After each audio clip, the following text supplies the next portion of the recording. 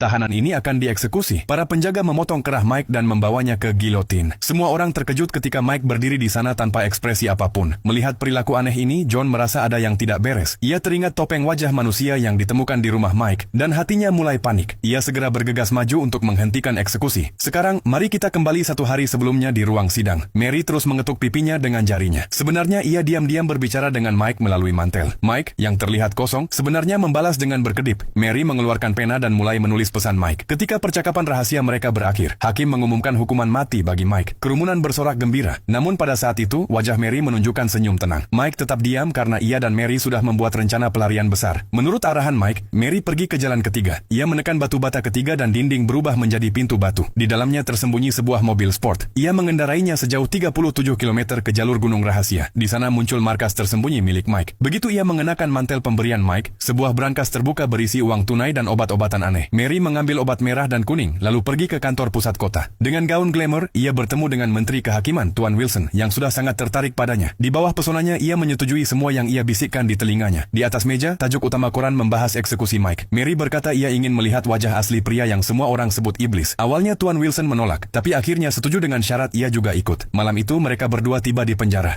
John, sipir penjara, mengizinkan mereka bertemu Mike dengan alasan interogasi. Di dalam ruangan setelah 30 menit, John berkata dengan suara dingin bahwa Mike tidak mengatakan apa-apa. Sipir mengangguk, mengatakan Mike tidak menunjukkan ekspresi sejak hari ia tiba. Begitu pintu tertutup, Mary menyuntikkan obat ke menteri dan ia pun pingsan. Dengan jepit rambut, ia membuka borgol Mike sementara menteri terbaring tak sadarkan diri. Mary memasang topeng di wajah menteri, menjadikannya kembaran Mike. Lalu ia membawa Mike yang asli keluar. Sementara itu, Mike masuk ke kantor menteri untuk mencari uang yang dicuri. Ketika ia hendak pergi, sekretaris menteri menerima telepon dari seorang inspektur yang memperingatkan bahwa Mike telah mengambil identitas menteri dan harus dihentikan. Namun sekretaris mengira itu telepon penipuan dan dengan marah menutupnya. Mike yang mendengar semuanya segera berlari keluar. Ia melewati polisi yang datang untuk menangkapnya dan langsung melompat ke mobil Mary. Mereka pun melarikan diri bersama.